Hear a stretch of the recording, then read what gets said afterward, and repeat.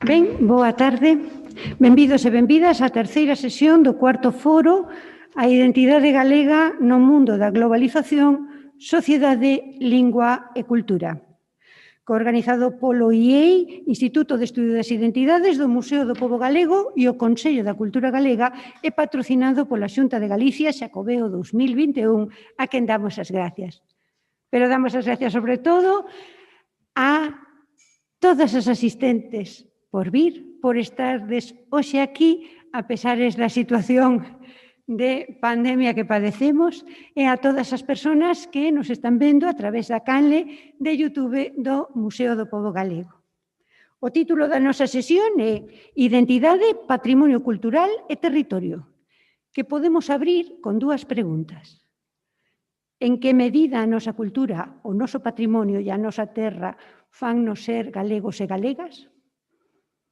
En que medida os galegos e galegas definimos e construímos a nosa cultura, o noso patrimonio e o noso territorio galego? Ou formulado de outro xeito, en que medida o feito de sermos galegos depende da cultura, do patrimonio e da terra galega que vivimos? En que medida a propia existencia da cultura galega, do patrimonio galego e de Galicia mesma depende de que sexamos os galegos e non outros, que sigamos a manter, crear e construir Galiza. Din que só se sabe o que é a saúde e o amor, canto se perde. Ás veces, parece máis doado falar das graves consecuencias que conleva a perda que definir a propia presencia. Parecen cuestións e mesmo brincadeiras sinxelas, pero as persoas que hoxe nos acompañan, galegos e galegas de nación e de adopción, verdadeiros especialistas nestas tópicas, van nos facer ver que ata os mesmos significados dos termos incluídos nas preguntas non son en absoluto obvios.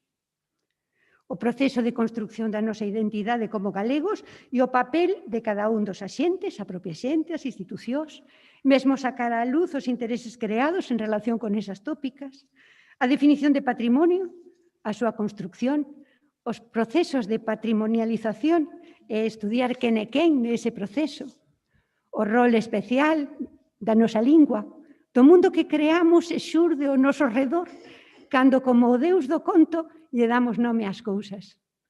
O valor dos nomes que nos rodean e os nomes que, cando os eleximos, van vivir con nós. A importancia enorme de coñecer o territorio galego, estudiado en riguroso presente e imbricado indisolublemente coas súas xentes para poder definir unha Galicia que non sexa unha entelequia. Son as aportacións fermosísimas que imos ter nesta tarde de parte de María Nieves Herrero Pérez, antropóloga e profesora de Antropoloxía da Universidade de Santiago de Compostela, Rubén Camilo Lois González, historiador e xeógrafo, catedrático de Xeografía da Universidade de Santiago de Compostela, Gonzalo Navaza Blanco, filólogo e profesor da IRMA Universidade de Vigo, e Cristina Sánchez Carretero, antropóloga e investigadora do Instituto de Ciencias do Patrimonio do CSIC en Santiago de Compostela, presidente da Asociación Galega de Antropoloxía e da Asociación de Sociedades Antropolóxicas do Estado español. As intervencións serán necesariamente breves. Cada relatorio deberá durar 10 minutos para falar todos e poder conversar algo ao remate. Aconsello a todos os presentes que vayan escribindo as súas preguntas ao pé das intervencións para non esquecerse ao final e facer unha conversa máis rica. Lembrolles que se se logra ter debate, termina todo o mundo dicindo que foi o mellor da sesión, pero moi poucas veces se fai. Lembrolles tamén que todas as persoas interesadas poderán ler os traballos completos correspondentes a estas palestras, así como os longuísimos currículos das persoas participantes nun libro que o Museo do Pobo Galego e o Consello da Cultura Galega coeditaremos cando rematen as sesións deste foro. Moitas gracias. En primer lugar, vai a falar para todos nós Cristina Sánchez Carretero. Adiante, cando queiras, Cristina.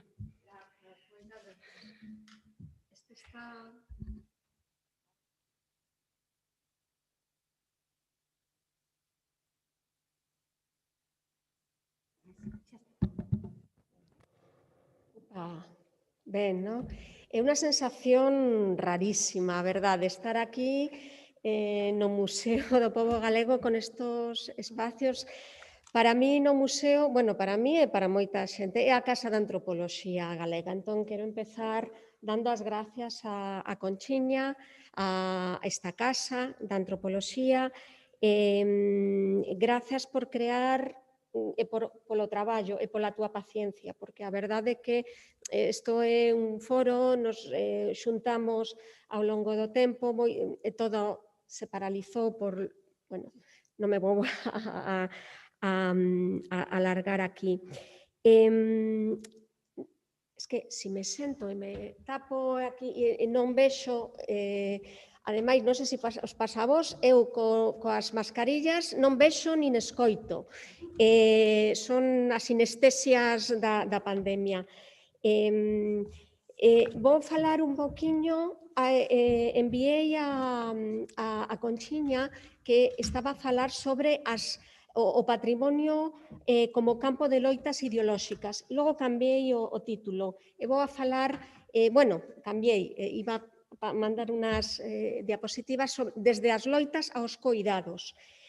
Vou falar, lanzo á mesa unha serie de temas de debate. O primeiro é por que o patrimonio é este campo de loitas ideolóxicas. E unha das primeiras reflexións que quero poner aquí na mesa é que estou tantas horas sentada, non vos importa que continúe de pé. Vale, porque desde o propio concepto do patrimonio é en sí mesmo unha sucesión de desencontros, de non ponerse en común. Para moita xente, o patrimonio sigue sendo algo que ten valor intrínseco por sí mesmo. A xente que pensa isto é o que o antropólogo francés Jean Davalot concebía como paradigma sustancialista.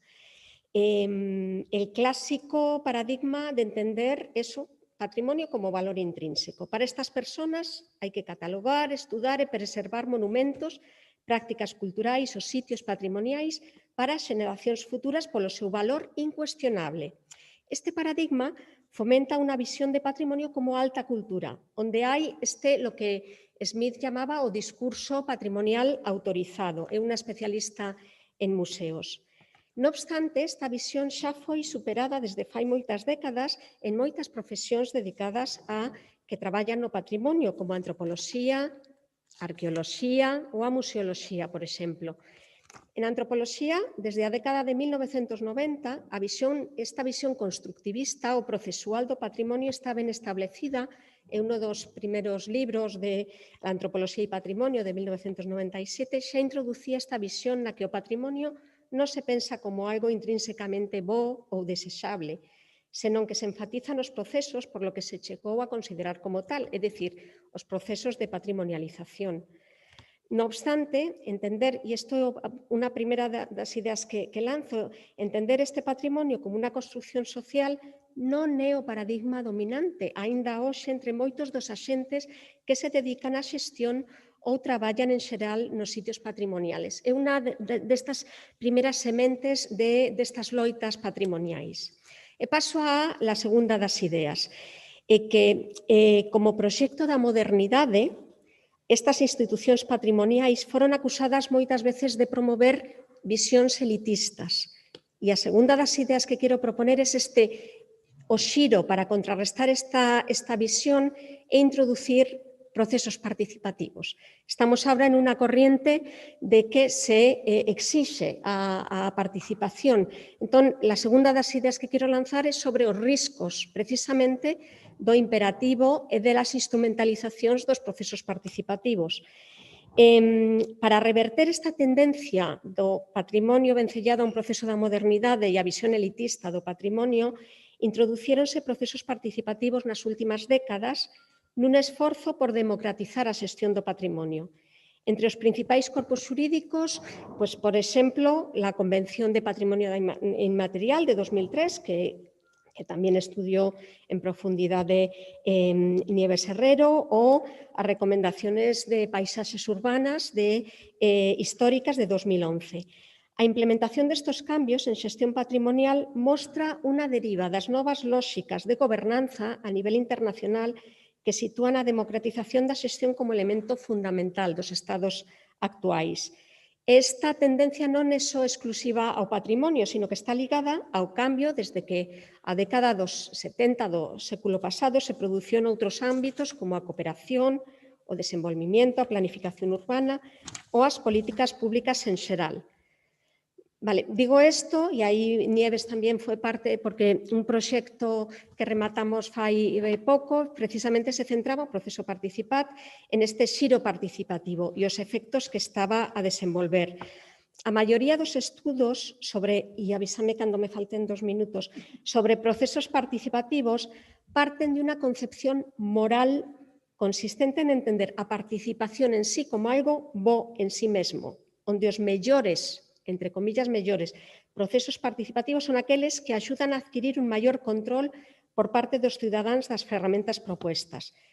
Deste xeito, os modelos utilizan unha metáfora da escalera por la que se asciende no ideal democratizador. Para afrontar, se fala sempre, bueno, se queredes, logo os paso. Tiña aquí unha das imágenes, pero destas escaleras nas que se basan os modelos teóricos sobre a participación, e donde se ve, e é un dos resultados que tamén vimos no noso proxecto, que os efectos cosméticos destes procesos participativos suelen ser unha das líneas que transfieren. Isto se chama o tokemismo. Participación en sí non significa nada, porque depende de para quién, de por qué, de como se fai o proceso, e en xestión patrimonial o mesmo. Pues se pode ter unha técnica participativa, pero logo pues, non tener en conta os resultados para o proceso que se quere, e sobre todo, se non se ten en conta a importancia de establecer as relacións de poder en unas dinámicas participativas non significa absolutamente nada. Se convierte en un significante vacío que se llena con múltiples significados, o se convierte, que es otra de las conclusiones de este proyecto, en una ferramenta para la gobernamentalidad das poblacións. Mira, ahora me arrepiento de no... A siguiente idea que quero lanzar para discutir na mesa redonda e era a imaxen que non fai falta ponerla, pero que tedes probablemente en la mente. Charlie Chaplin atrapado entre unos engranajes de ruedas, de maquinaria, tempos modernos. O réximen patrimonial, e esta é outra das etiquetas que na antropoloxía se están usando para entender desde os sistemas burocráticos, porque queda moi bonito falar de que é o patrimonio galego, pero entender a ferramenta burocrática por la cual se xestiona o patrimonio, por la cual cada vez hai máis loitas para defender uno ou outro, por la cual é un campo ideolóxico, é fundamental, sobre todo, e aquí o que me gustaría discutir na mesa redonda, para ver que tipo de políticas públicas patrimoniais queremos co-construir neste futuro. Estamos moi acostumbradas a criticar a realidade que temos, pero tamén necesitamos pasar a imaginar que tipo de narrativas patrimoniales ou que tipo de réximenes alternativos patrimoniales queremos para estos tempos tamén modernos, posmodernos. Con todo isto, o que quero transmitir e quero destacar é que cando falo da violencia, penso que no réximen actual burocrático de xestión patrimonial temos unha violencia implícita que está causando moitas destas loitas permanentes ideolóxicas tamén do patrimonio. E cando falo desto, non quero decir só que hai conflictos alrededor del patrimonio, sino como o patrimonio é conflicto en sí mesmo. Análisis da violencia no campo patrimonial aplicouse xa moitas veces a situacións de conflicto chamados situacións de post-conflicto armado. Iso é un campo moi ben desenvolvido, pero penso que temos que entender moito máis como se entremezclan los conflictos patrimoniales, las burocracias con la xestión diaria, na vida diaria, e como nos afecta na vida diaria. Aquí quero sinalar algo que xa fai nos anos 90, Tanrich e Ashworth señalaron como la característica de disonancia patrimonial. O patrimonio é disonante, porque o que é o patrimonio de algúns obligatoriamente é lo que non é o patrimonio de outros. Entón, é unha característica que define en sí mesma os procesos de dar valor a aquilo que consideramos que é de nós. É dicir, hai unha violencia plasmada no réximen patrimonial que xorde ou se fai visible a través do conflicto con consecuencias tamén materiais na vida cotidiá. Imaginarvos este engranaxe, a Charlie Chaplin atrapado entre hai esa máquina patrimonial que hemos creado entre todas, entre todos, está ahora mismo sendo políticas públicas reactivas, afogadas entre elaboración de expedientes, que medidas, que contramedidas, que protestas, que non.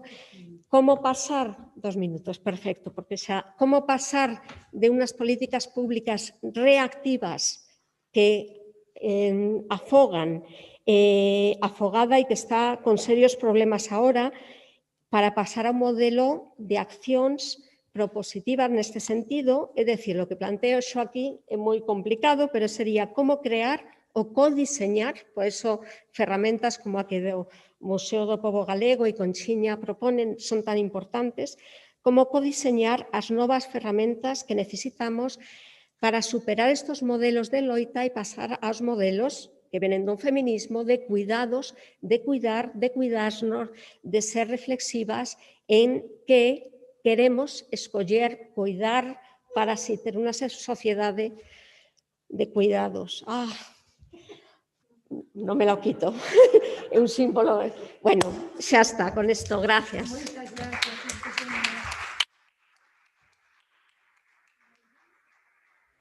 Nieves ten a palabra. Nieves a palabra.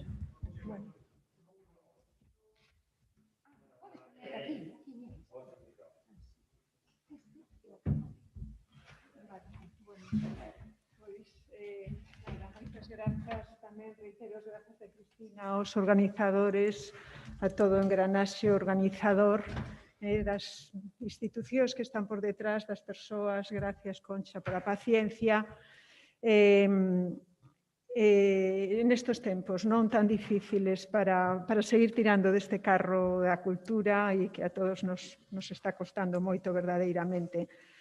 Bueno, a miña chega, creo que está moi mal planificado o tempo, o sea que cando xa me cortas, está en continuidade coa chega de Cristina, porque como ela dixo, traballamos nun proxecto e compartimos marco teórico, non? Eu quería tamén decir que moitas das cousas que vou presentar en continuidade con ela, que empecé a pensar antes da pandemia, non? E que, bueno, se nos estaba invitando a pensar acerca da cultura galega no contexto da globalización e de repente pois nos enfrontamos a un das máis terribles expresións do mundo global, non? E me sentín un pouco na necesidade de ubicar o patrimonio nesta situación, na necesidade de situar a miña chega no marco de reflexión generalizada aberta pola pandemia, non?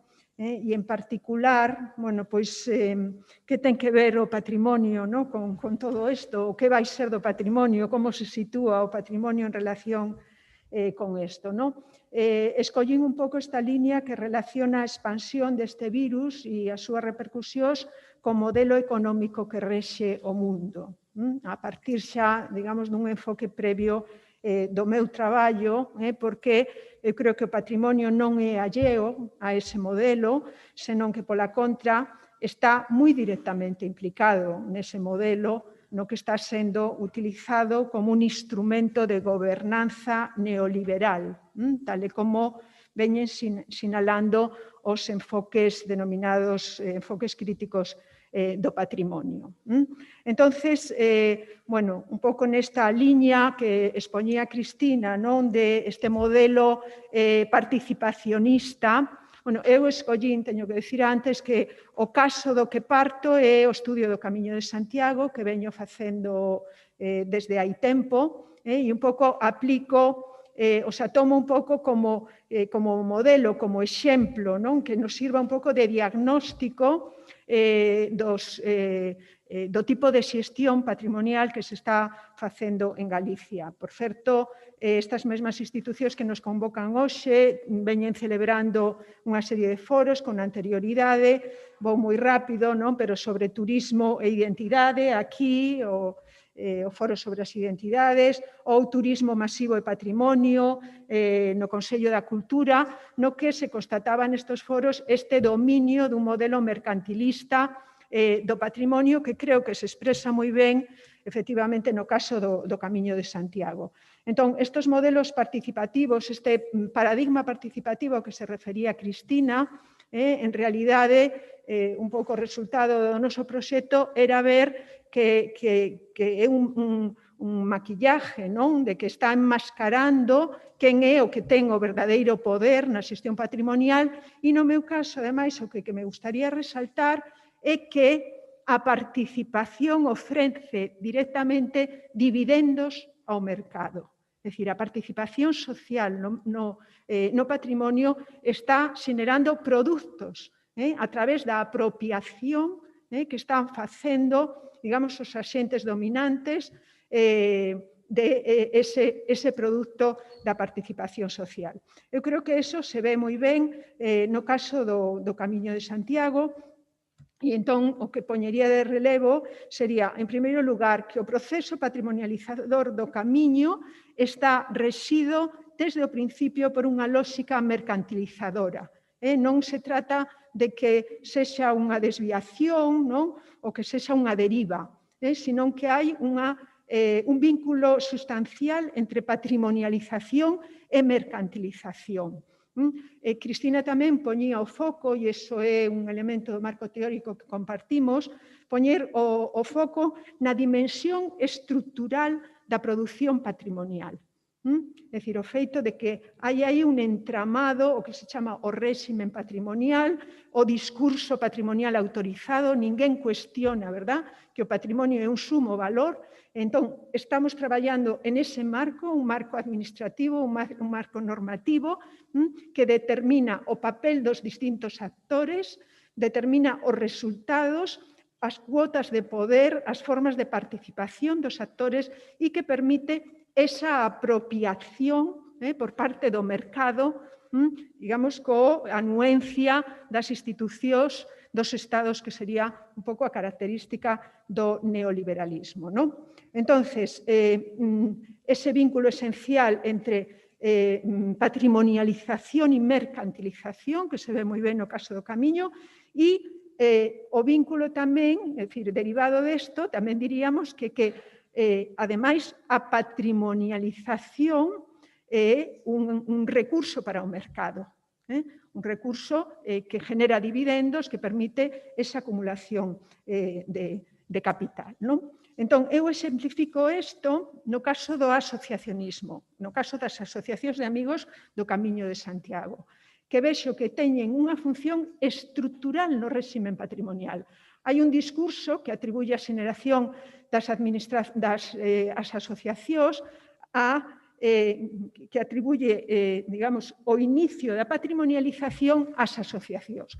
Foron elas e despois viñeron as institucións. Eu non o vexo así. Eu creo que o papel do asociacionismo está previsto nun proxecto e nunha estrategia a longo plazo, non? Por as múltiples funcións que cumple o asociacionismo dentro da produción patrimonial.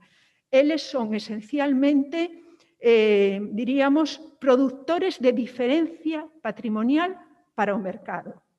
Isto resulta esencial en un réximen patrimonial que se basa nunha contradición, é dicir, en que extrae un valor económico dun produto que se proclama como extraeconómico. É dicir, que o seu valor non é económico, non? E está fora do mercado. Pero, digamos, isto é o que proclama o réxime patrimonial e entón sempre hai esa tendencia a que o patrimonio quede reducido ao turismo. Entonces, que fai o asociacionismo? O asociacionismo é un continuo proveedor de diferencia patrimonial para o mercado do que se apropia os outros axentes que forman parte do réxime patrimonial e que teñen menos poder. Falo dos outros axentes porque se produce tamén, aquí temos tamén a Igrexa, non falaría deso, pero sí, o que quero decir é que o asociacionismo produce unha diferenciación, por exemplo, entre religión e patrimonio, ou versión religiosa da peregrinación e versión patrimonial da peregrinación, e produce tamén diferencia entre patrimonio e turismo, ou versión patrimonial da peregrinación e turismo. Entón, están aí situadas nunha contradición que leva, ademais, a unha tensión constante de conflito coas institucións, por manter, pero claro, un conflito e un papel que resulta fundamental, porque son proveedoras constantes, como digo, de elementos comercializables. No caso do Camiño temos, ademais, como unha concreción moi gráfica, que é a conversión da flecha amarela, coas que as asociacións empezaron a pintar o Camiño, expresiva dos seus escasos recursos, do seu gran traballo, do gran traballo mesmo material que realizaron, e como hoxe en día é a marca turística que identifica en todo o mundo ao Camiño de Santiago. Eu titulaba así tamén un artigo, de quen é a flecha amarela? De quen é a flecha amarela? A flecha amarela, bueno, vou moi rápido.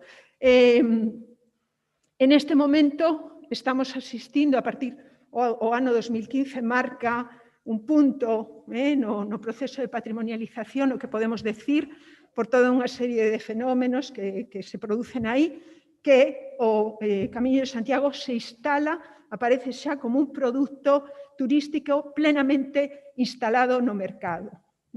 E coincide toda unha serie de conflitos, tanto do asociacionismo coas instituciones como dentro do asociacionismo, que eu poño en relación coa crise da sustentabilidade da produción de diferencia. É dicir, todo que ten xa que ver coa peregrinación está xa no mercado.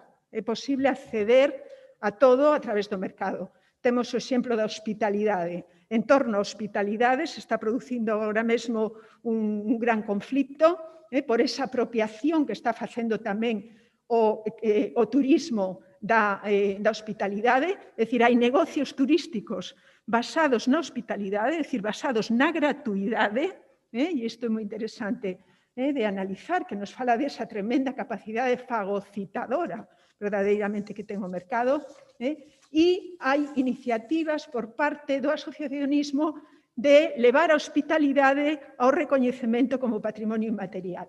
É dicir, que a máquina patrimonial sigue funcionando, non se pone en cuestión e vamos a unha nova diferencia patrimonial que o propio mercado será capaz, no seu momento, de apropiarse. Bueno, un pouco en relación tamén cos cuidados, que neso tamén coincidimos. É dicir, eu creo que podemos poñer esta situación en relación coa crise tamén causada pola COVID, e esta visualización que representou de que as relacións mercantís susténtanse en todo un entramado que permanece oculto e invisibilizado, pero que é o que fai posible a reproducción da vida. Entón, como Nancy Fraser pon de relieve, non estamos falando solamente de cuidados materiais, non estamos falando da reproducción da vida en sentido biolóxico, sino que os cuidados comprenden tamén esas cuestiones, digamos, que teñen que ver tamén coa creación de lazos sociais, dos sentidos compartidos que sustentan o noso mundo. E nese sentido eu creo que podemos incluir tamén aí o cuidado polo patrimonio, desde esta labor que levan a cabo as asociacións, que se preocupan precisamente por esos aportes que fai o patrimonio ao sentido de pertenza, a creación de grupos, etc. Entonces, en relación con isto, nada máis, a pregunta sería, na línea de Cristina tamén, que alternativas podemos pensar para reconducir este modelo mercantilista dominante, que eu creo que debería de ser un enfoque social do patrimonio, o que sempre propuso a antropoloxía. Eu creo, me gustaría nomear aquí, facer como un pequeno homenaxe a José Luis García, o gran antropólogo que tantas veces estivo nesta casa, víctima da COVID, que debíamos recorrer. El nos falaba do camiño que iba da cultura ao patrimonio cultural. E eu creo que deberíamos desandar ese camiño e volver do patrimonio cultural á cultura. Eu creo que é hora de despatrimonializar, de contrapatrimonializar, preguntarnos isto. Ela falaba de modelos, de novos modelos, e eu creo que desde o patrimonio, desde unha concepción social do patrimonio, desde unha concepción antropolóxica do patrimonio, deberíamos de pensar en contribuir a todas estas iniciativas de construción do público, verdad? De participación en un mundo, digamos, máis de cuidados, nos espacios locais, todo este tema que está, toda esta reflexión que se está suscitando en relación coa pandemia. Non sei se me quedaba... Bueno, sería un pouco eso, unha achega e un enfoque de patrimonio para esas dinámicas de revalorización do público, do ben común e do espacio local que estamos descubrindo como tan importantes. Gracias.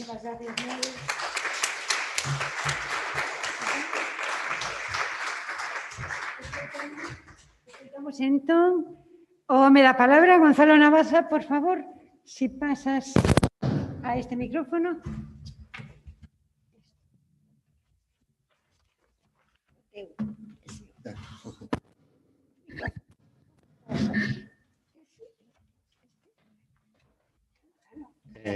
Hola, moi boa tarde, un pequeno problema. Habitualmente uso lentes para ler e deixeinas no coche. Ten alguén unhos lentes de cerca? Voume intentar apañar. Unhas lupas. Vou falar de patrimonio e onomástica, de onomástica xeográfica, é dicir, toponimia e patrimonio. Os nomes, vou ler directamente o que teño no texto. Os nomes dos lugares constitúen a pegada lingüística da relación dun pobo coa paisaxe ao longo dos séculos. Inicialmente redactar ao longo da historia, pero dado que os topónimos máis valiosos probablemente que conservamos son os prehistóricos, modifiquei a redacción. Son baliza da memoria da paisaxe. En rigor forman parte da lingua, mais unha parte moi singular, indisolublemente unida a terra, o espazo físico, a realidade xeográfica, e conteñen información da propia diacronía da lingua e tamén da historia do espazo designado e da xente que o habitou. O lugar da toponimia dentro do conxunto do patrimonio dunha comunidade é un lugar moi particular, xa comentei. A consideración dos topónimos como elemento esencial da herdanza cultural do pasado e como manifestación identitaria dun pobo non parece que suscite ningunha dúbida. Non obstante, non sempre foi obxecto de atención por parte das leis destinadas á protección do patrimonio cultural. Se exceptuamos algunhas tradicións ou manifestacións concretas que gozaban de recoñecemento local, a legislación concernente ao patrimonio inmaterial é unha cousa relativamente recente. E podemos decir que, en realidade, por exemplo, no Estado español, nace a partir da legislación da Lei de Salvagarda do Patrimonio Inmaterial do ano 2015 e as subsecuentes leis autonómicas, como unha legislación global sobre esta cuestión do patrimonio inmaterial ou herdanza intangible, como se chama en inglés, intangible heritage. Quer dicir que previamente circulaba a idea de que había elementos que formaban parte do patrimonio, pero non existía un recoñecemento oficial, digamos, da súa condición de elementos do patrimonio.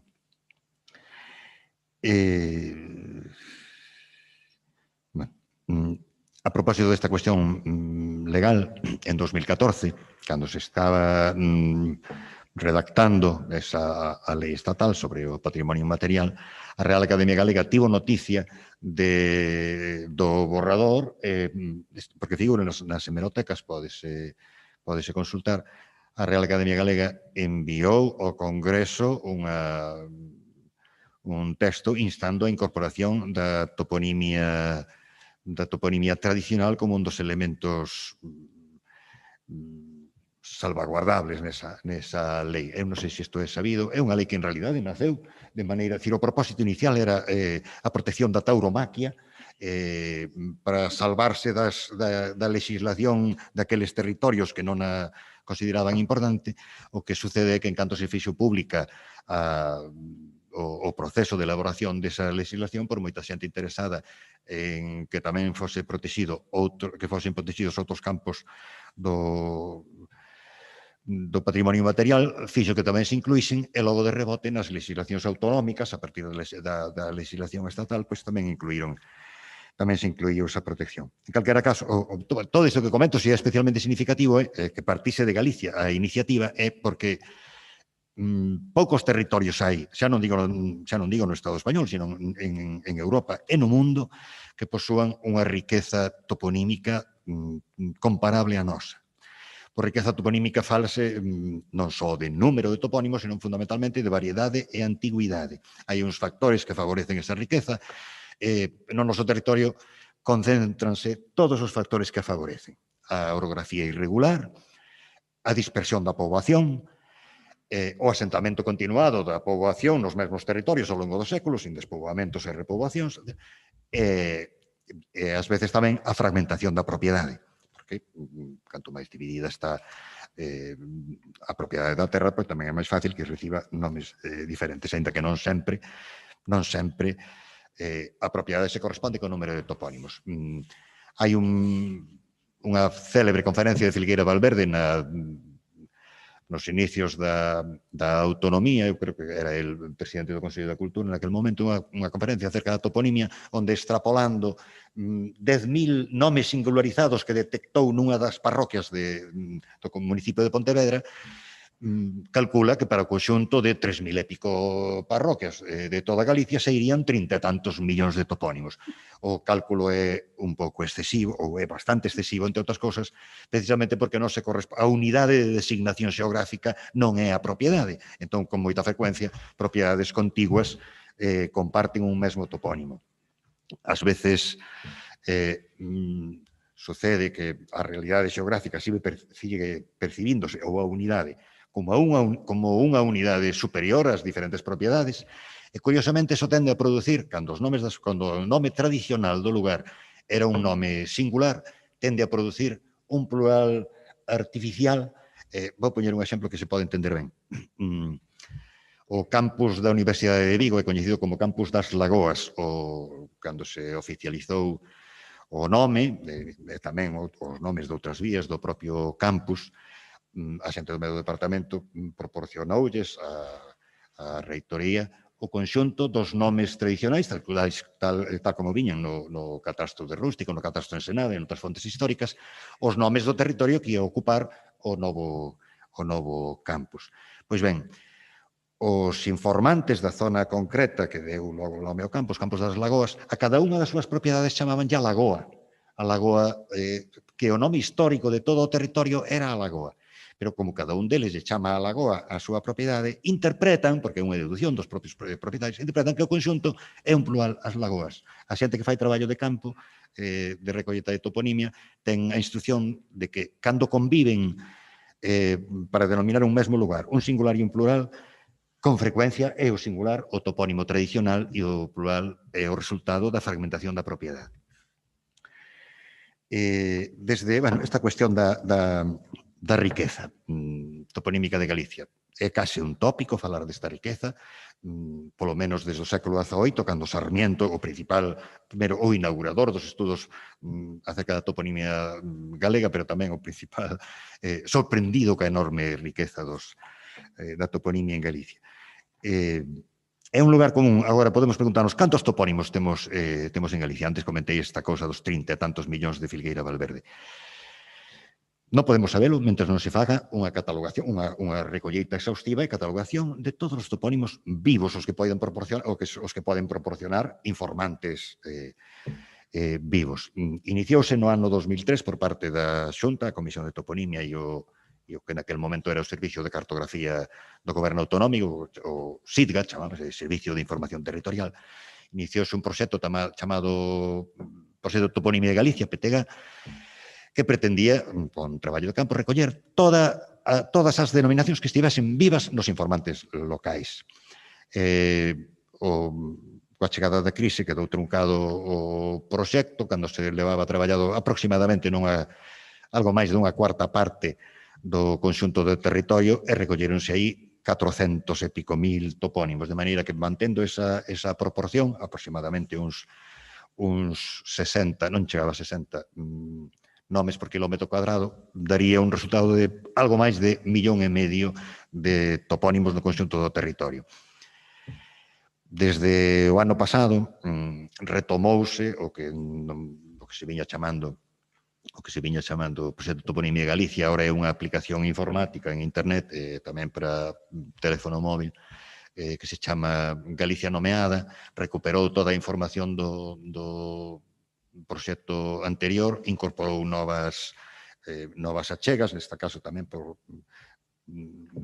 achegas populares, espontáneas da xente, pero naqueles territorios onde se volveu facer un segundo traballo de campo, a densidade inicial de 60, alrededor de 60 nomes por kilómetro cuadrado, nalgúns casos duplicouse ou chegouse a triplicar, de maneira que mesmo os que estamos máis ao tanto dos resultados destes traballos non podemos facer unha idea de cantos topónimos poderían recollerse. Calculamos que aproximadamente cerca de 3 millóns tal vez, é dicir, xa sendo un pouco cautelosos, tal vez duplicando as previsións anteriores. Eu mesmo xa teño repetido nalgúns lados a propósito desta cuestión da cantidade por aí, de que temos máis nomes de lugar que habitantes.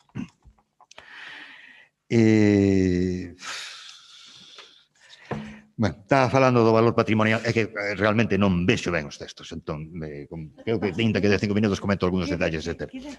Pois en 3 minutos, algunhas cosas que nos interesan particularmente. Acerca do valor patrimonial da toponimia e acerca do valor identitario, eu creo que ninguén o dubida, pero ten unha... Primeiro, o que é evidente é a vinculación da toponimia coa terra, porque, dado que o obxecto denominado son...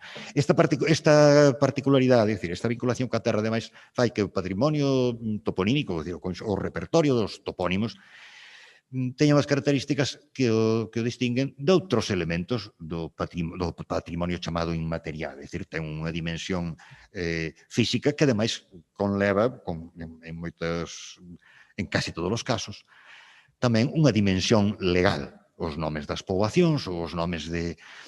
Dentro do conxunto da toponimia, pois, por decirlo así, hai diferentes responsabilidades competenciais por parte da administración e están máis a salvo, por decirlo así, están máis a salvo os nomes, o chamada toponimia maior, os nomes dos núcleos habitados e os nomes das comarcas ou dos grandes accidentes geográficos, como di a legislación, son competencia do goberno autonómico. Esta é unha cousa exclusiva de Galicia. No resto do Estado, as competencias en materia toponímica son municipais.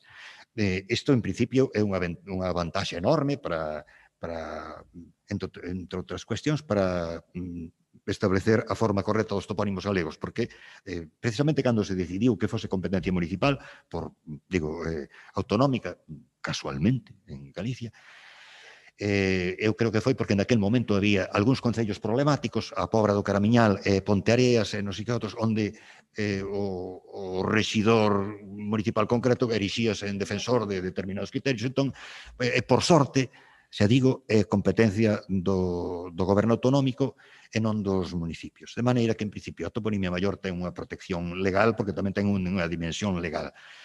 O problema é toda a microtoponimia. Pois, en principio, a microtoponimia, efectivamente, non ten unha dimensión legal, non hai unha protección, pero o modo de preservala ten moi pouco que ver co dos outros ámbitos do patrimonio inmaterial. O modo de preservala é darlle uso. E canto máis uso se lle dá, máis vitalidade ten. Uso de que? Que uso é ese que se lle asigna? Pois a función tradicional de designar unha parte do territorio.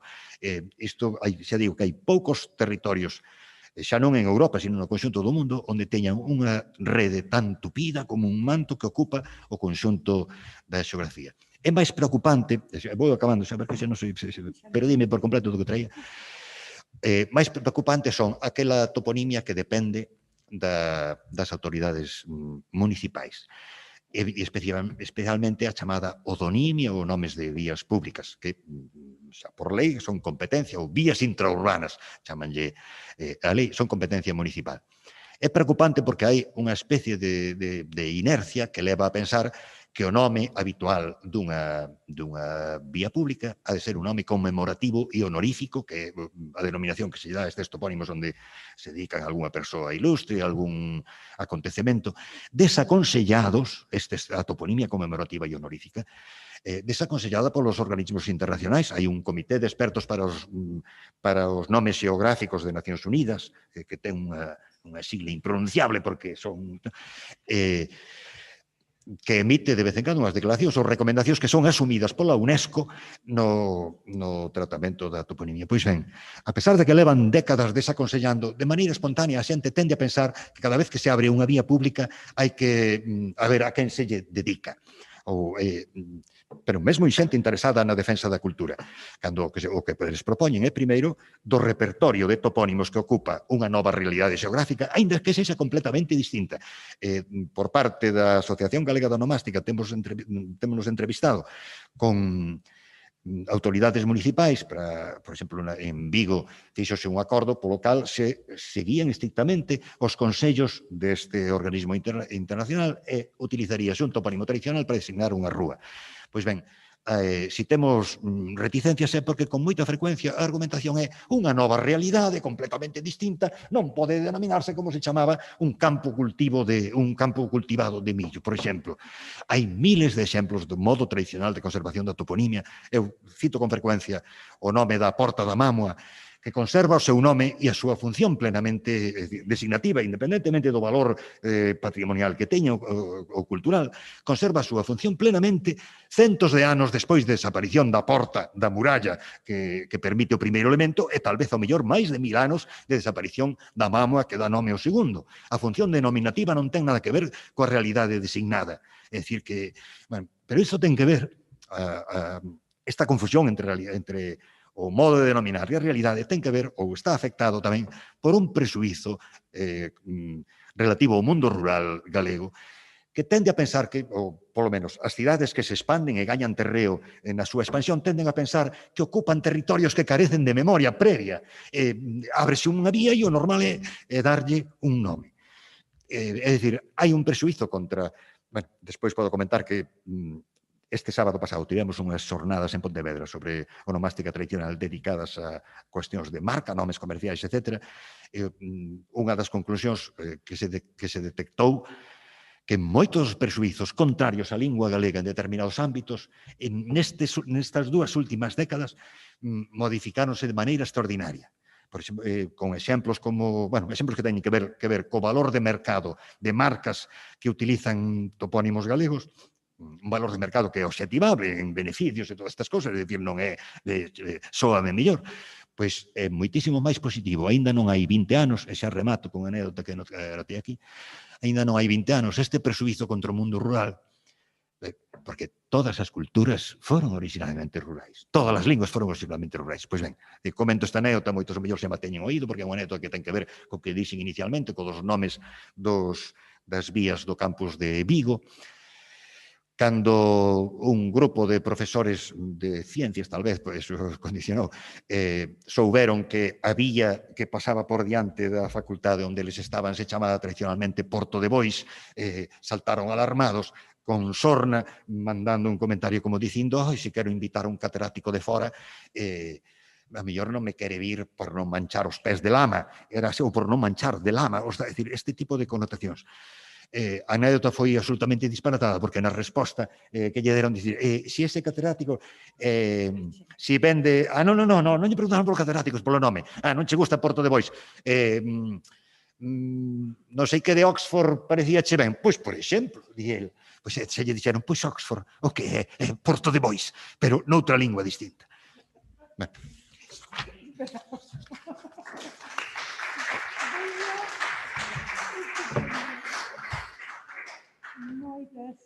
Moitas grazas, Gonzalo. Apaga agora. Recibir a Rubén Lois. Hasta agora.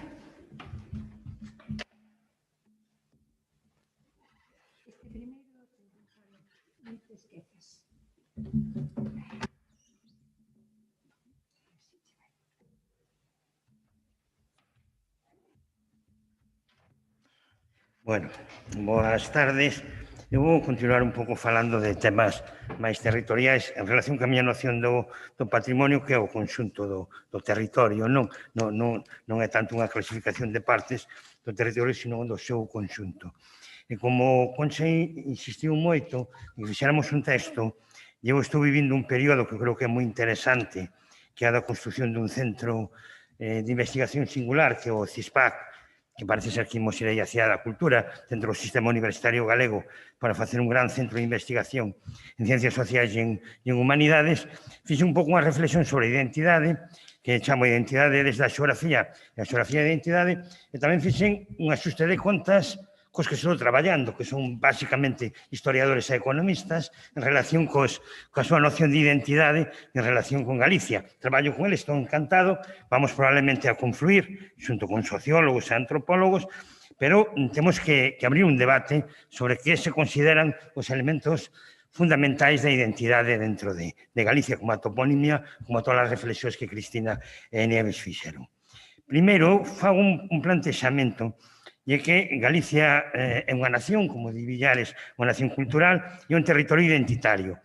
Isto empeza desde o comenzo, porque temos unha orixe un pouco particular. Nos construímonos como territorio a partir do invento dun achádego dunhos restos dun apóstol, o que é bastante chamativo como proceso de construcción territorial. Dice que aparecen os restos de Santiago Maior e construyes a partir de aí unha estrutura realmente importante, moi basada no diñeiro e no camiño en Santiago, que é o reino de Galicia medieval.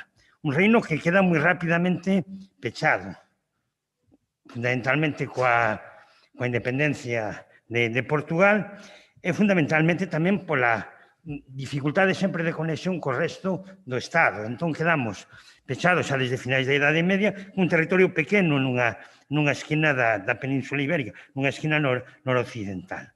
Isto é un pouco a realidade, pero Galicia non se empeza a ver, e creo que é un elemento importante, ou a delimitar, hasta que un cartógrafo, hasta que Domingo Fontán fai un mapa de Galicia. Hai tentativas no século XVIII, pero ele fai un mapa onde fai o que fai Gonzalo e todos os proxectos de toponimia, fai un inventario das parroquias e dos territorios de Galicia, e creo que unha acción militante moi importante. Un mapa que é tan importante que vai utilizar o Estado liberal para facer unha división en concellos e en provincias que nega ao mesmo tempo a identidade única de Galicia. Entón, toda a construcción contemporánea de Galicia, do punto de vista territorial, ou podríamos decir da xeografía política, entre unha provincialización e unha afirmación de Galicia como un territorio unitario que fai os galeguistas, que fan os nacionalistas e que fai todo este movimento ao longo do período contemporáneo, que para min ten unha serie de elementos. Primeiro, defensa a unidade territorial. Hai unha visión moi uniterista como os portugueses ou como os irlandeses. Non é tanto esta división en territorios históricos que utilizan tanto os vascos. Como se rexeitan moito, con razón ou sin ela, as provincias e os concellos, se defende sempre como alternativa ás comarcas, e isto aquí hai moita influencia do modelo catalán, e as parroquias, que realmente eran o centro, ou as células de relación social. E a partir de aí se construye toda unha imaxe máis ou menos idealizado, que é Galicia, con Santiago como capital, que non é a cidade máis importante. Isto, desde o punto de vista identitario, xa nos provoca algunha disfunción, non? As cidades grandes son menos galegas, según os galeguistas, que a cidade pequena e central que é Compostela, onde ademais están os restos inventados do apóstolo, non? Un elemento de xeografía cultural bastante interesante. Todos estes discursos permanecen dunha forma moi arraigada no discurso identitario actual. Isto tamén é unha reflexión que intento facer, a pesar de que Galicia se urbaniza e cambia por completo o seu modelo de organización do territorio. Cambia a realidade, pero non cambian moitas das apelacións ao discurso. Entón, nunha segunda parte, eu falo de a identidade do territorio e que o que predominan son as descripcións de Galicia como Galicia plana, sen idea dun territorio, como a Galicia esencialista, como unha idea desenvolvida no abstracto, pero moi pouco pegada a elementos materiais. Evidentemente, esta mesa redonda é unha excepción, é dicir, fálase de toponimia, fálase de patrimonio, fálase de camiño, pero normalmente os que falan de identidade falan dos celtas, falan do Reino Suevo, falan dos mártires de Carral, falan das relacións ou non con Portugal e se fala un pouco nun concepto máis ou menos abstracto. Eu isto plantexo aquí como un resultado tamén da propia construción dunha universidade contemporánea, unha universidade actual, democrática, masiva, onde desde os anos 70 e 80 a maior parte do discurso nas ciencias sociais e nas ciencias humanas se articulaba nas facultades de Xeografía e Historia, de Filoloxía e de Ciencias Económicas. Evidentemente, había outras facultades, pero probablemente a axenda da que ainda somos deudores agora surde de aí. Entón, hai un discurso moi marcadamente historicista a hora de falar da identidade, e por iso eu vou facer unha crítica ao historicismo no discurso identitario. Bueno, vou apuntar unha serie de elementos. A importancia dos filólogos deriva nunha guerra de onde localizamos a Galicia, se no mundo lusófono ou isolados como unha lingua propia. A mí non podo opinar sobre o debate filolóxico, simplemente me interesa desde o punto de vista xeopolítico que significa este elemento. E logo, os economistas é o atraso, a teoría do atraso formulada por Beiras dun determinado xeito e que se dá todas as veces a volta e que seguimos dando voltas en relación de se somos atrasados, se somos dependentes. Eu poño un exemplo, incluso temos dereito a ter 3 aeroportos. Está moi arraigado na esquerda deste país que só temos dereito a ter unha pista de aterrizaxe, pois somos pobres. Entón, isto é un elemento moi chamativo da identidade contemporánea desde posicións teóricamente progresistas un pouco diferentes. Eu logo no texto fago a análise sobre o discurso historicista relativamente crítico de dous libros que me parecen moi bons, ou de dous documentos que me parecen moi bons, moi serios, pero que mostran como os pecados na descripción historicista da identidade de Galicia se manteñen. Un deles é o libro que coordinou un compañeiro, Isidro Duber, Historia das historias de Galicia, que está moi ben, pero que sigue falando dunha Galicia no aire, unha Galicia sin veciños, unha Galicia esencial, como na época de Herder, e seguimos sin pousar no territorio, sin pousar na toponimia, sin pousar no patrimonio nestes elementos. E o segundo análise que fago é en relación cunha exposición magna que apoiou a Xunta de Galicia, que é Galicia un relato no mundo, que se fixo na Cidade da Cultura, que volve a reiterar un pouco esta idea. Non hai mapas, non hai veciños, non hai bases territoriais, o territorio non produce, só funciona como unha idea. Entón, bueno, desenvolvo aí un pouco esa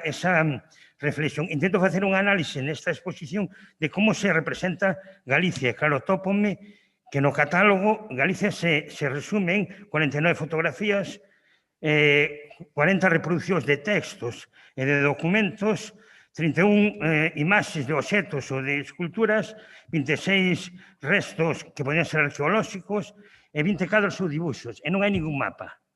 É unha cosa moi curiosa, non? Non hai ningún elemento de outro tipo. Entón, a narrativa sigue sendo unha narrativa moi marcada pola documentación e moi marcada máis recentemente. Eu creo que isto é un elemento positivo pola arqueoloxía, porque, polo menos, sí ten unha base material. Logo, parto de outra cuestión, que é a necesidade do territorio para explicar a identidade galega. Entón, fago como 4 achegamentos. Recollo un texto que escribira, así bastante máis reivindicativo para a Fundación Moncho Reboiras, intentando colocar a Galicia no mapa do mundo, comparando con outras nacións culturais como Bretaña, ou Gales, ou Escocia, e tamén que peso tería nun mapa político mundial no momento actual. Como se pode definir a identidade territorial non a partir de esencias, sino a partir do tránsito, da intersección entre outros territorios? Isto decía Jaume Vicens Vives, que era historiador, para definir a organización do espacio na Europa medieval. Entón, nós somos, Galicia pode ser tamén un exemplo, o exemplo meridional das nacións atlánticas ou dos países célticos ou do arco atlántico, podemos chamar de moitas formas diferentes. Galicia defínese moito en relación con Portugal, por amores ou desamores, pero xa hai unha continuidade de toda a fachada atlántica da Península Ibérica. Temos unha vinculación atlántica moi marcada, que ademais, con todo o tema da emigración, marca moitísimas afinidades de influencias mutuas con América Latina. Entón, eses son os 3 espacios que eu considero como referenciais para definir unha identidade, non por nós mesmos, non a partir dos celtas ou a partir dos castros ou de Rosalía, sino a partir fundamentalmente de que estamos no medio de algo, que tamén é unha forma de definir as identidades.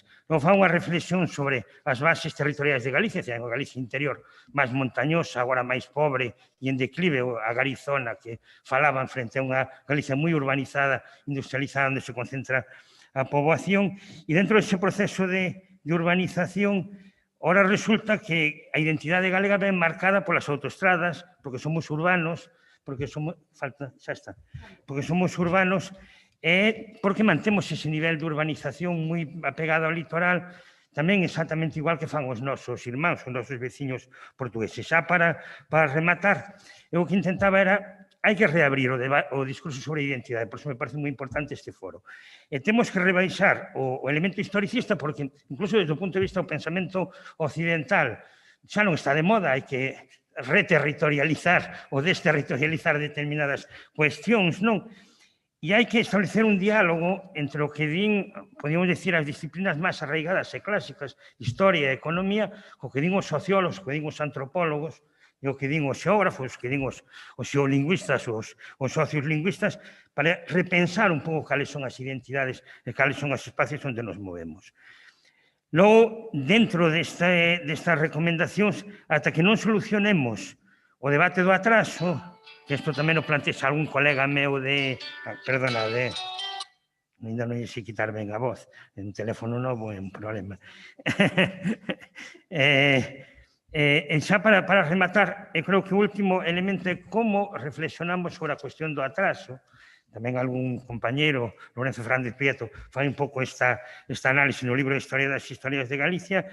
E realmente somos un territorio atrasado, somos un territorio dependente ou somos un territorio moi rico patrimonialmente e moi rico económicamente. E é un pouco alrededor de nós é como se articula un pouco este discurso. Eu creo que os discursos teñen que ser os que fixemos hoxe un pouco complementarios, pero creo que é moi importante que os discursos sexan de base material e de base de construcción social e contemporánea e que rebaixemos un pouco o discurso de que nós somos na medida en que fomos, non tanto na medida no que estamos facendo no momento actual. Era isto. Gracias. Moitas gracias, Rubén.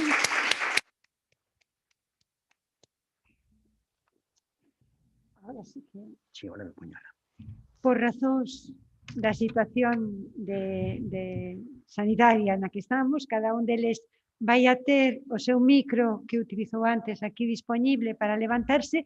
E nos gustaría que houvese algunha pregunta antes de rematar, se vos parece. Eles están a vosa disposición e vos axudaremos con un micrófono que eu creo que temos un micrófono. Non, digo para que o público, se hai preguntas. Tedes algunha pregunta? Perfecto. Alá atrás. Ben, podemos repetir, tratar de repetir a túa pregunta para que as persoas que están fora nos escoiten. Sí, por favor. Nese sentido de territorialización e materialización de materia de nós volver á terra, se nos neste contexto de globalización na vida relacionada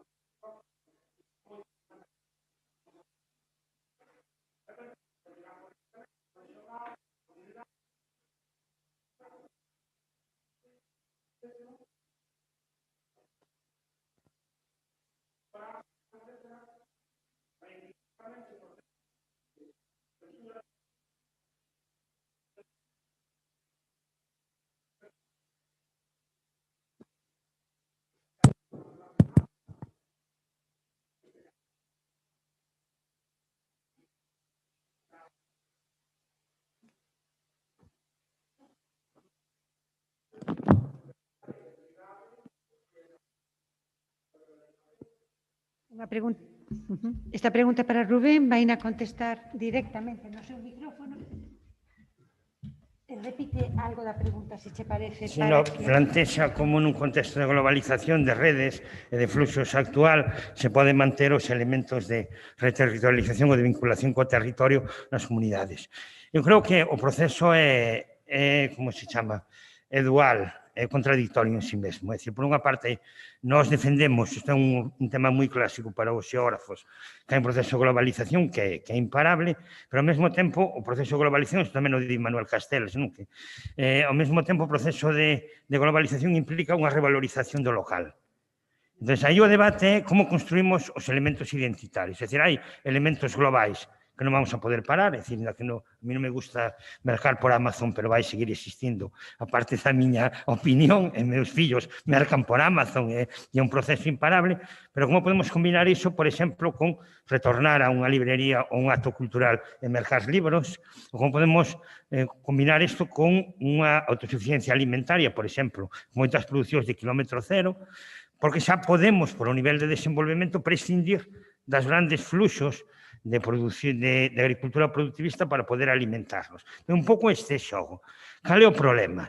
Que se nós construímos a identidade desde unha perspectiva contemporánea, entón pensamos o que facemos todos os días, que normalmente somos urbanistas, que estamos monetarizados e funcionamos nun sistema capitalista, e se a partir de aí construímos a identidade como galegos, non?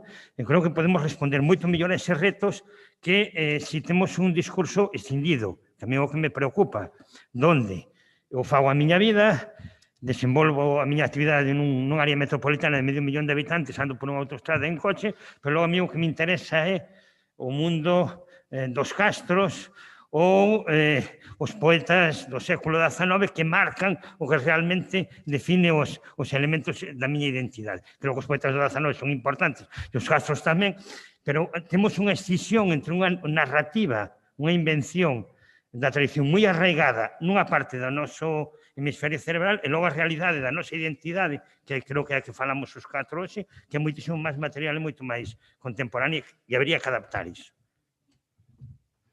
Ben duro, dando caña. Mais. Vamos alá. Mais preguntas, por favor? Para quen?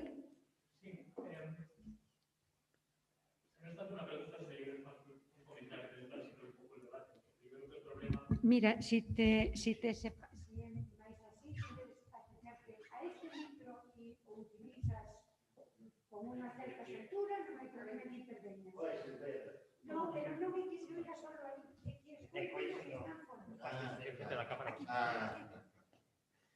No, o sea, yo ya me siento un rockstar. Perdón. No, o sea, yo un poco quizás por situar un poco el debate, ¿no? O sea, yo creo que es una discusión muy interesante y es una discusión clásica, y yo diría que desde las ciencias sociales también es una discusión ya gastada, ¿no? O sea, yo creo que yo tenía un profesor cuando estuve en Estados Unidos que prohibió hacer trabajos sobre identidad. O sea, la palabra identidad no se podía usar en los trabajos porque ya es un concepto que ya está completamente agotado, ¿no? O sea, porque estamos un poco también como Rubén estaba a decir, que yo creo que es muy interesante, estamos a hablar muchas veces de cuestiones muy esencialistas, ¿no? Yo creo que también un poco el problema también es que los tres conceptos que articulan la mesa, ¿no? De identidad, patrimonio y territorio, también son conceptos que secan, ¿no? O sea, que congelan las cosas, ¿no? Y quizás también, yo creo que si movemos la discusión en vez de pensar en identidades, pensar, digamos, en procesos de identificación, un poco del trabajo más clásico de Stuart Hall sobre la cuestión de pensar la identidad como un flujo, ¿no? O pensamos la cuestión del patrimonio también, como decía Nieves, en términos de cultura, ¿no? De prácticas culturales expresivas o prácticas, o esa materialidad también de la cual hablaba Rubén. Yo creo que también podemos también reubicar el debate, ¿no? Porque yo acabo de llegar a Galicia, llevo 3 semanas aquí, estoy conociendo Galicia, y es interesante un poco también esta idea también de estas imágenes o ideas que tenemos de Galicia como este lugar, territorio atrasado, rural, etcétera, una serie, digamos, de estereotipos que funcionan sobre el territorio, ¿no? Y creo que curioso que este fin de semana organizasteis este ciclo de las vanguardias musicales gallegas, donde obviamente lo que se está haciendo en términos culturales, en este caso de música, claro, no se corresponde con estas ideas que vamos a repetir. Yo creo que también, en buena medida, por un poco también lo que se comentaba al inicio también de estos regímenes patrimoniales de producir discursos de identidad que obviamente son necesarios para vender y para colocar estas cuestiones en el mercado, ¿no? Pero bueno, solamente una reflexión así a voz alta, sin intención de salir aquí a hablar. Moitas grazas. Alguén máis quere, algún de vos expertos quere contestar a isto ou reflexionar con él? Yo quería reflexionar, pero pidiéndote también que la frontera entre expertos y público, bueno, sí, continuando lo que...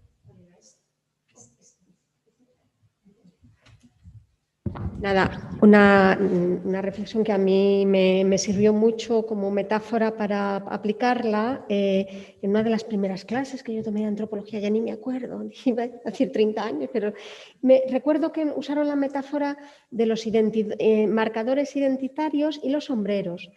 Hay algunos sombreros que se van acumulando, otros que se activan o se desactivan, otros que te puedes quitar o poner y otros que no. El color de, pues o sea, mi pecho, pues no me lo voy a poder quitar ni poner, o bueno, o sí. La cuestión es que sí, que pensar en marcador identitario que se activa, que se desactiva, que te lo ponen, otros que tú piensas que te los están poniendo y los reflejas, o sea, y no solo en el plano individual de opción, sino en el plano estructural, a mí, solo por compartir una pequeña metáfora que a mí me ha servido en estos años y sí, yo también tuve una profesora que nos prohibía usar la palabra. A mí me chocó mucho al llegar aquí, pero bueno, que también son corrientes, evoluciones conceptuales.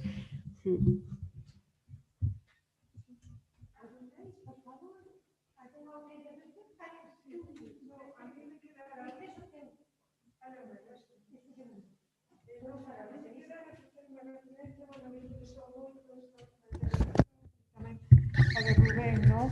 Esa idea de rebaixar, bueno, que me encantará ler con máis calma, non? Todas as cousas, entre outras cousas, porque hoxe estou así un pouco a tope de clases e de cousas, pero o de rebaixar o discurso historicista, non? Me pareceu moi interesante, non? Como esos grandes tópicos, tamén falar máis de procesos de identificación, de propostas de identificación. Eu tiña aquí unha referencia á rede do patrimonio que se constituiu hai uns anos, da que forman parte, non sei se 70 ou 80 asociacións de patrimonio, non? Que eu creo que hai que estudiar eso, o sea, que é un ámbito no que podemos estudiar e ver o que fai a xente co patrimonio, non? E como entendendo que o patrimonio é un ámbito de identificación, non? Ti cando falabas de como se identifica a xente, non? Pois o podemos estudiar desde esa perspectiva de analizar que moitas veces os modelos se mimetizan, non? E ao mellor todos estamos tamén con esos discursos historicistas, pero eu teño observado tamén sobre a realidade en este asociacionismo, é dicir, moito máis clara, non?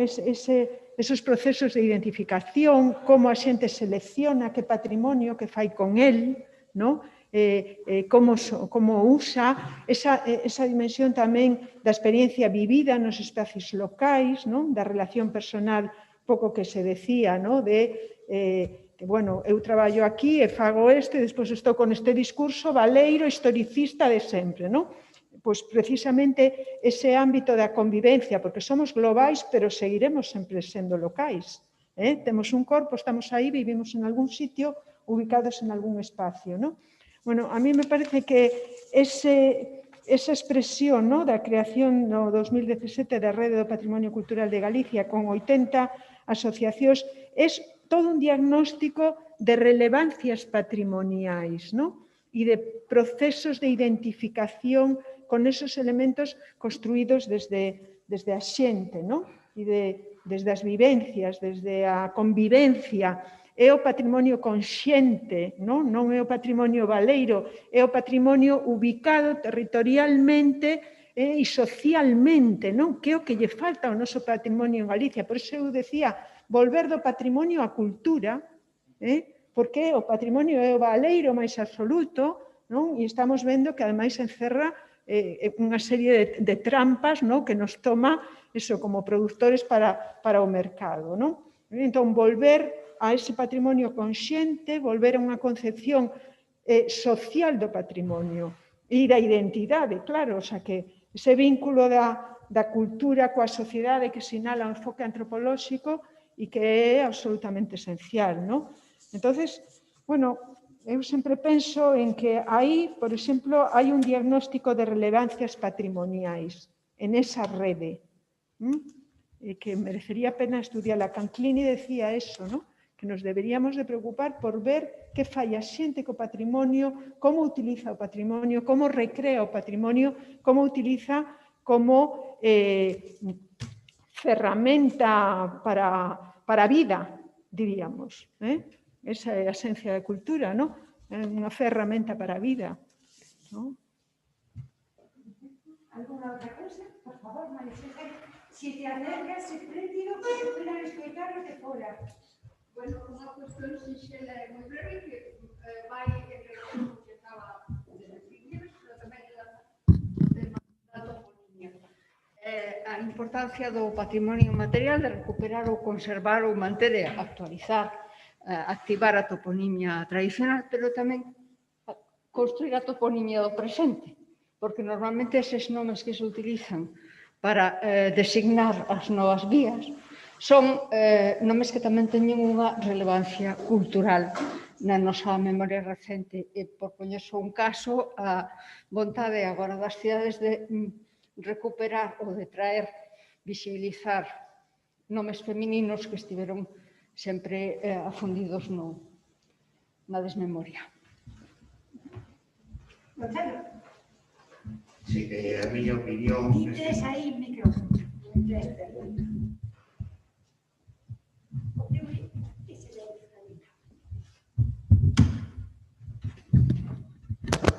Sí, eu creo que son correctas os consellos dos organismos que se preocupan por desaconsellar a toponimia conmemorativa e honorífica, sempre que sepulte topónimos tradicionais. É unha agresión a un topónimo tradicional.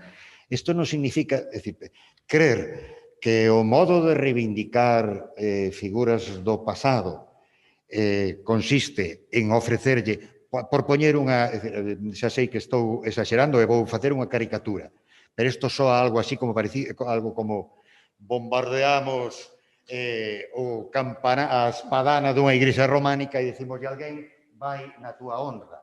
Eu non teño nada contra as denominacións de personaxes femininos, só faltaba, pero vivín en decisións municipais onde se trataban estes asuntos, por exemplo, situacións onde, con argumentos deste tipo, que son absolutamente loables, pero que tal vez non é ese o lugar do debate, aquí, por exemplo, en Santiago, unha cooperativa que pretendía traballar, mellor alguén coñece este caso, unha cooperativa, antes de iniciarse a construción de non sei cantos edificios na zona sur de Santiago, na saída do Camiño Novo, fixeron a recolleita por responsabilidade co patrimonio, a recolleita de toda a toponimia que ia ser afectada por esas edificacións. Unha vez recollida, seleccionouse, segundo os criterios que recomendan estes organismos, preferir un topónimo máis singular a un máis repetido, preferir un máis antigo que a un máis recente, ese tipo de cousas.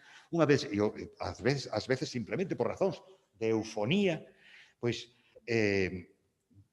prácticamente estaba aceptada a proposta espontánea, pero un grupo político trouxo outra proposta competidora con esta que tiña esa connotación reivindicativa. Ao final, pois, mesmo os que aceptaron esta inicial de salvaguarda do patrimonio, por non parecer que se opoñían á reivindicación, pois hoxe toda esa zona ten nomes de escritores e escritoras galegos, ten nomes de títulos de novelas, e desapareceron aí 800 topónimos vivos, algúns deles documentados de Idade Media. Porque esos son, no fondo, son, é dicir, o lugar de conmemorar a xente, ou de darlle valor a xente, non é a toponimia. É dicir, publíquese, porque isto é habitual, morre un fulano, hai que dedicarlle tal callo, morre tal escritora, inmediatamente imos dedicar tal praza. É mellor difundir a obra, difundir o coñecemento do seu traballo, é dicir, pensar que a toponimia é un panteón de figuras ilustres, pois creo que ten que ver con... Esta é a miña opinión. É dicir, creo que iso pénsase cando non se ten claro cal é o valor que ten a toponimia. Sospeito. Pero isto non ten nada que ver con opoñerse. É que eu estou en contra, e ademais os organismos tamén a UNESCO tamén o defende, estou en contra precisamente deses nomes que teñen connotación reivindicativa, porque a toponimia como conxunto do patrimonio crea cohesión social. Os nomes que teñen estas características non só non a crean, sino que provocan conflicto. O antigo presidente dese organismo internacional, do Grupo de Expertos de Nacións Unidas para os Nomes Geográficos, encargaronlle a él a legislación toponímica de Canadá, él era canadiense, do guión, entón encargouse él de facer a legislación. No Canadá non se pode poñer un nome a unha rúa, mentre non pasan, non sei se son 30 anos da morte do individuo, se teñen que demostrar que non se sepulta ningún topónimo tradicional, e se se sepulta hai que asignarlle primeiro un lugar de sobrevivencia ao topónimo tradicional. E creo que tamén, ademais, ten que demostrar que non hai unha oposición superior, non sei se é, non sei que porcentaxe é, entre os veciños circundantes, porque que senón consideran que non se debe facer. É dicir, estas torpezas de andarlle poñendo, porque todo isto é unha cousa moi recente. O de a toponimia conmemorativa e honorífica inventaron os liberais do 19, os galegos somos un dos primeiros que iniciaron esa cousa, cando lles puxeron o nome de Porlier aos cantóns, empezaron con esta, decir, facer do espazo físico un espazo de exhibición das opcións ideolóxicas. Pero iso é, a diferenza da toponimia tradicional, que crea cohesión social, esta opción crea conflicto. Mesmo, aínda que se escollan personaxes unanimemente aceptados, porque creo que non é o camiño. Tens que disculpar que o diga deste modo, porque para a xente que formamos parte da Asociación Galega da Nomástica, estamos competindo diariamente ou debatendo diariamente con argumentos contrarios. Moitos deles son absolutamente loables. Antes comentei o asunto da Universidade de Vigo. Ao final tivemos que ceder uns cantos nomes, houbo que ceder, porque a xente, se te opós a un topónimo conmemorativo, a xente tende a interpretar que estás en contra de recoñecerlle os méritos ou homenaxear. Entón, o pensamento que combata os presuizos machistas nesta sociedade, creo que ten outras vías para combatelo que non ir por un elemento do patrimonio que non está, creo que de momento, na opinión pública, non está defendido. A xente parece ben que se lle poña un nome, pero a miña opinión é esta. Pero isto non significa que este en contra, naturalmente, de que haxa máis proporción. Pero cada vez que vexo esa polémica, aquí no Correo Galego, aquí en Santiago, hai uns anos suscitouse esa polémica sobre o número de homenaxeados e de homenaxeadas nos nomes de rúas, na odonimia compostelana. A nosa postura Seminario de Onomástica da Academia e máis da Asociación Galega de Onomástica, o ideal sería que non houvese esa polémica, porque non é o lugar, a toponimia non é o lugar desas homenaxes. Moitas grazas. Temos unha pregunta desde fora que nos fan persoas que nos están seguindo desde YouTube. En este caso é Anxo Pereira, quen nos di: tal e como se comproba no día a día, a nosa lingua está prestes a desaparecer. Podía comentarnos cal sería a identidade que habería en Galicia cando xa non exista o noso idioma? Grazas. Para calquera de vos, eu quero creer que para ti, por...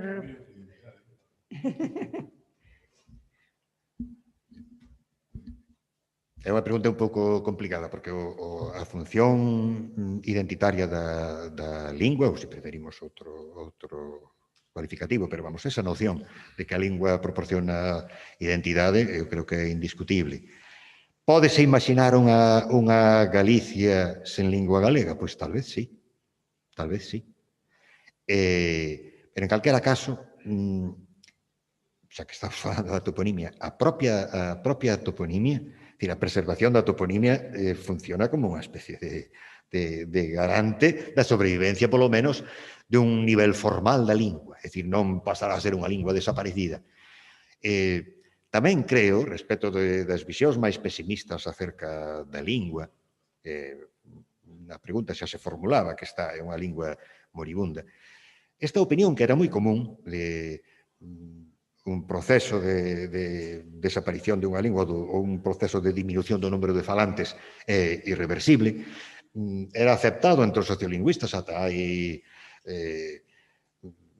Era relativamente común. Pero hoxe hai moitas posturas contrarias e, aparte, temos exemplos concretos onde comunidades... A mellor non é un exemplo políticamente moi correcto, pero en Israel fixeron unha lingua viva, é a lingua de comunicación habitual da sociedade, a partir dunha lingua morta. Unha sociedade que ten vontade de recuperar unha lingua, a lingua recupérase. É dicir, o problema da lingua está na vontade dos galegos. E se os galegos queren que o galego sobreviva, sobrevive sen ningún problema. Os galegos e as galegas, naturalmente. ¿Alguna outra cousa? Non? Pois, neste caso, vamos a por finalizar esta sesión e, se vos gustou, convido-vos a que sigades presentes no foro, neste caso, como espectadoras e espectadores, o día 18 de novembro, mércoles, ás 18 horas, con unha sesión que se titulará Medios de comunicación, novas tecnoloxías e identidade. Moitas grazas a todos.